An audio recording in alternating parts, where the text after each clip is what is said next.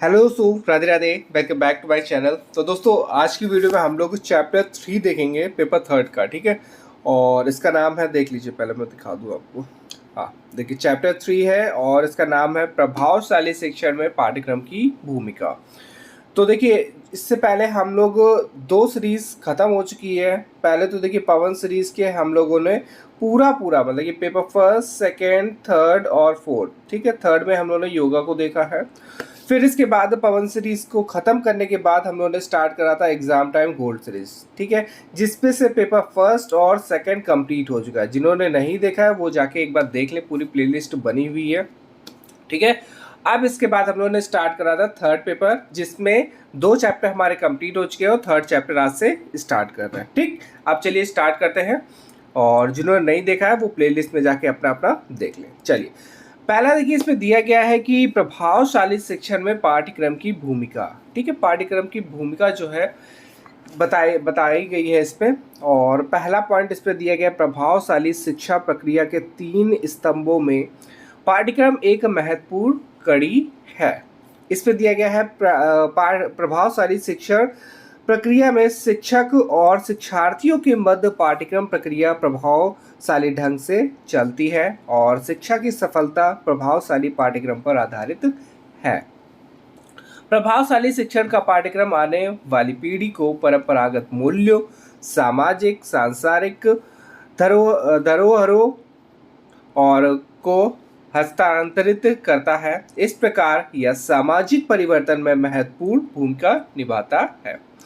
फिर दिया गया, प्रभावशाली पाठ्यक्रम शिक्षा प्रक्रिया का ग्रहण योग्य, सुबोध और लक्ष्यपूर्ण बनाता है। ठीक है, देखिए ये पॉइंट क्या है ना, पॉइंट आपकी नज़रों से बस एक बार गुजर जाए। ठीक है, वैसे एक बार गुजर जाएगा तो आपको ये रहेगा कि हाँ ये पॉइंट मैंने पढ़ा है, इससे रिलेटेड अगर क्वेश्चन आपका आता है तो आप लोग सही कर लेंगे। ठीक है, आपको भी पता है, देखिए एमसीक्यू को सॉल्व करने के लिए आपको बहुत सारा मटेरियल भी पढ़ना पड़ेगा।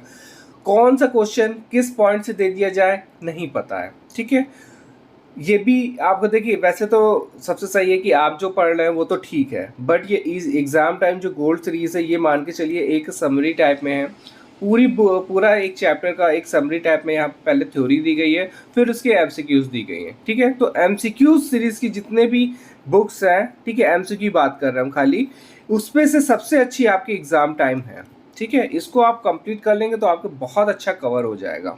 ठीक है, और जिसपे से मैंने देखिए मान के चलिए पूरा देखिए, मैं एक भी क्वेश्चन मतलब कि छुपाता नहीं हूँ। ठीक है, जितना पूरा बुक में दिया गया पूरा मैं आप लोगों को दे रहा हूँ। ठीक है, चलिए अब आगे देख लेते हैं। इसमें दिया गया है, पाठ्यक्रम छात्रों के अधिगम हेतु छोटे छोटे लक्ष्यों का निर्माण करता है, जिससे छात्र छात्राओं में आत्मविश्वास बढ़ता है। पाठ्यक्रम द्वारा प्रचलित शिक्षा प्रणाली को सुव्यवस्थित किया जा सकता है, और पाठ्यक्रम ही वह माध्यम है जिसके द्वारा 2 या 2 से अधिक शिक्षण प्रणालियों का तुलनात्मक अध्ययन संपन्न हो पाता है। फिर दिया गया है, प्रभावशाली पाठ्यक्रम प्रभावशाली शिक्षण विधियों का निर्धारण करती है, और पाठ्यक्रम के द्वारा छात्रों में विभिन्न स्तरों पर कौन सी दक्षताएं, प्रवृत्तियां और रुचियों का विकास करना है निर्धारित किया जाता है।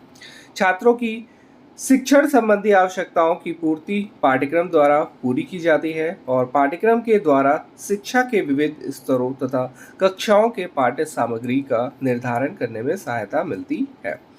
फिर इसके बाद बताया गया, पाठ्यक्रम वह माध्यम है जो छात्रों शिक्षकों को अनेकों निरर्थक क्रियाओं से बचाते हैं, और पाठ्यक्रम के विश्लेषण से शिक्षा के स्तर के उत्थान और पतन का विश्लेषण सकारात्मक रूप से किया जाता है। फिर है, प्रभावशाली शिक्षण अधिगम प्रक्रिया में पाठ्यक्रम को शिक्षकों द्वारा ही आगे बढ़ाया जाता है, और प्रभावशाली पाठ्यक्रम व्यक्तित्व के विकास और सकारात्मक होगा चरित्र निर्माण में सहायक है।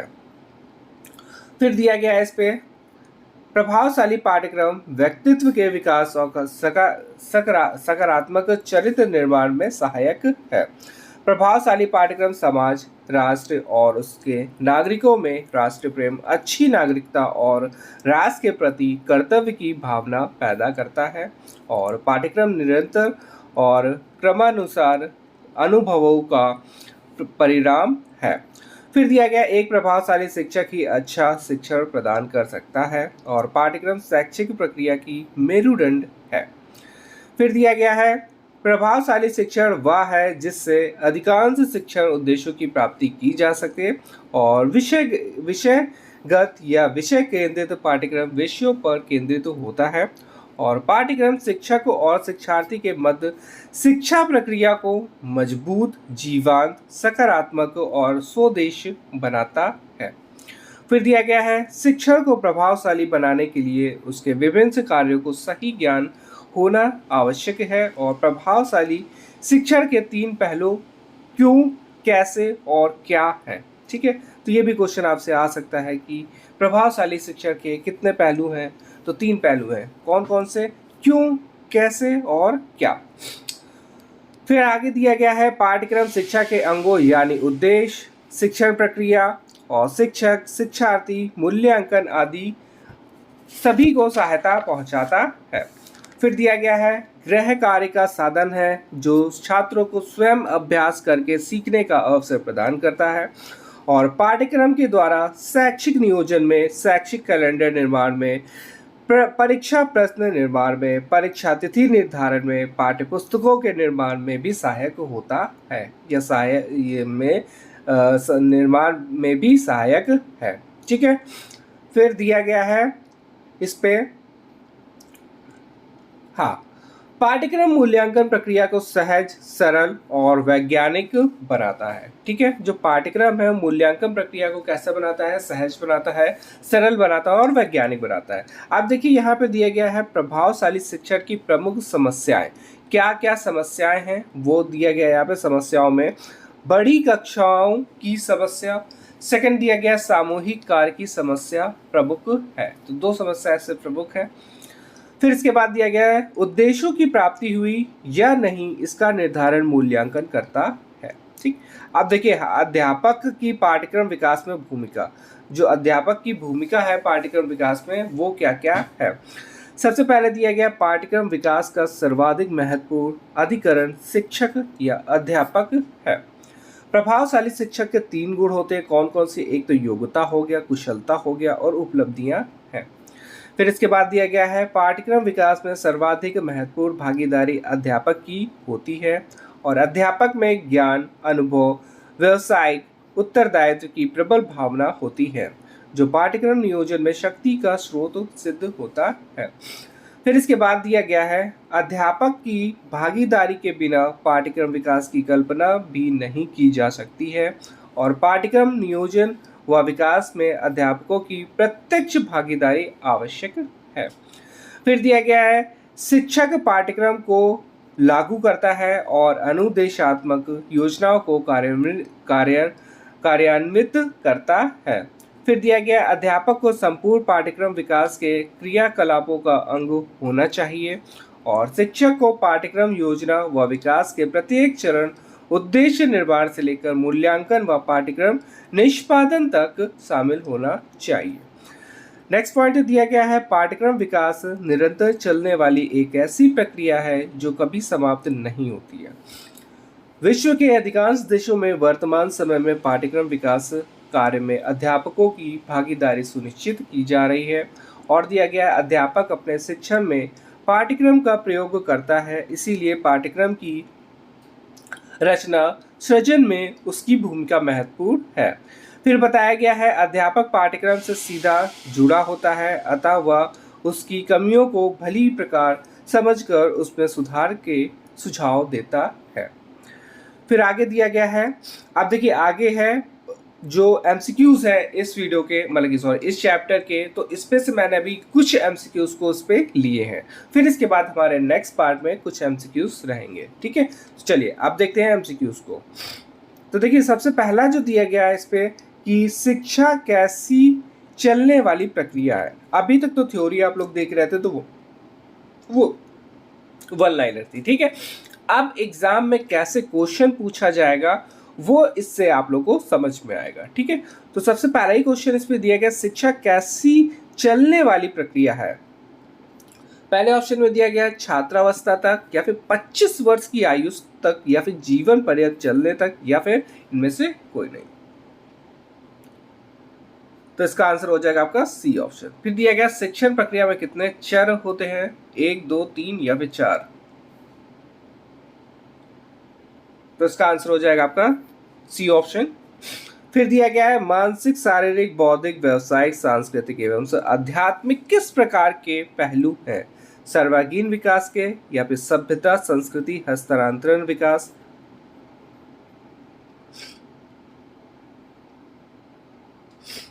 एक सेकेंड, हाँ, या फिर रचनात्मक विकास या फिर सृजनात्मक विकास।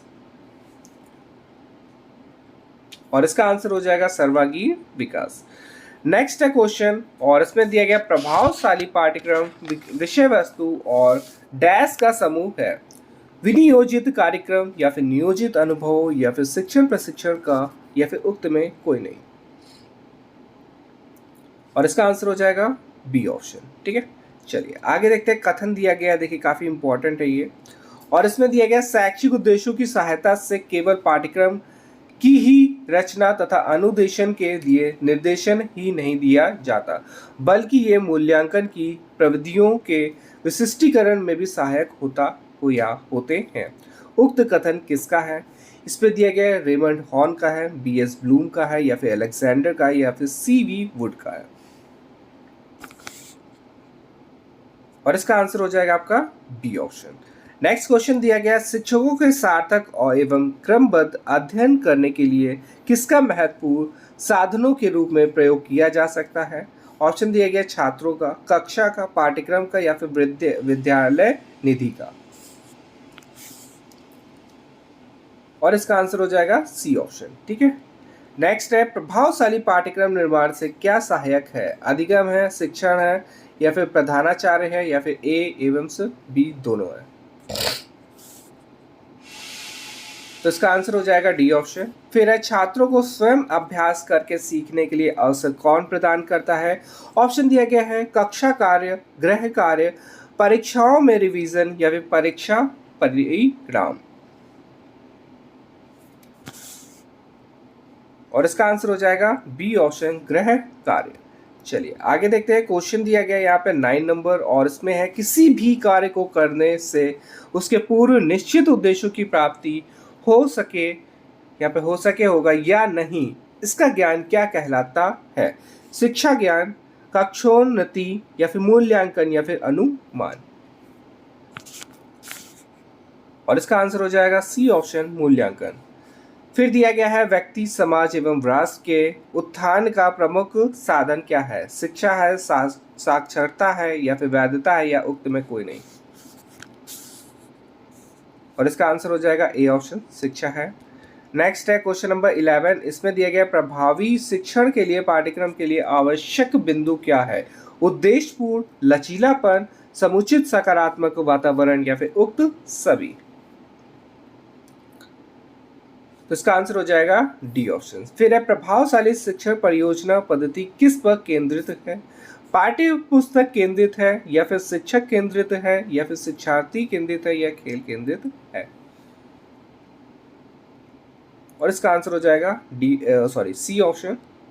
फिर है प्रभावशाली शिक्षण में मूल्यांकन का प्रमुख उद्देश्य क्या होना चाहिए? छात्रों की गलतियां निकालना या फिर सीखने के मार्ग में आने वाली अवरोधों का निदान व उपचार करना या फिर छात्रों को अगली कक्षा में प्रोन्नति या फिर छात्रों की उपलब्धियों का मापन। और इसका आंसर हो जाएगा बी ऑप्शन। फिर है शिक्षण प्रक्रिया के चर निम्न में कौन है? शिक्षक है, छात्र है, पाठ्यवस्तु है या फिर उक्त सभी।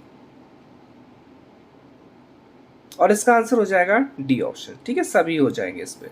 नेक्स्ट है क्वेश्चन नंबर 15, डैश के अभाव में शिक्षण कार्य अधूरा रहता है? निःशुल्क शिक्षा, अनुशासन, मूल्यांकन या फिर कक्षोन्नति। और इसका आंसर हो जाएगा सी ऑप्शन, मूल्यांकन। फिर है किस उद्देश्य को प्रभावशाली ढंग से प्राप्त करने के लिए पाठ्यक्रम का निर्माण किया जाता है? आर्थिक उद्देश्यों या फिर छात्र हित उद्देश्यों या फिर शैक्षिक उद्देश्यों या फिर शिक्षक हित उद्देश्यों में। और इसका आंसर हो जाएगा सी ऑप्शन, नेक्स्ट है क्वेश्चन, पाठ्यक्रम को प्रभावित करने वाले प्रमुख घटक कौन से हैं? परीक्षा प्रणाली, शिक्षा व्यवस्था, शासन पद्धति या उक्त सभी। और इसका आंसर हो जाएगा डी ऑप्शन। फिर दिया गया प्रभावशाली शिक्षण के लिए डाल्टन योजना किस आयु वर्ग के शिक्षार्थियों के लिए बनाई गई है? 4 से 8 वर्ष के शिक्षार्थियों के लिए, या फिर 8 से 12 वर्ष के, या फिर 12 से 16 वर्ष के, या फिर 16 से के ऊपर के। और इसका आंसर हो जाएगा बी ऑप्शन। ठीक है। नेक्स्ट है क्वेश्चन, प्रभावशाली शिक्षण की प्रकृति कैसी है? सामाजिक है, मनोवैज्ञानिक है, आर्थिक है, या फिर ए एवं बी दोनों। और इसका आंसर हो जाएगा डी ऑप्शन। ठीक है।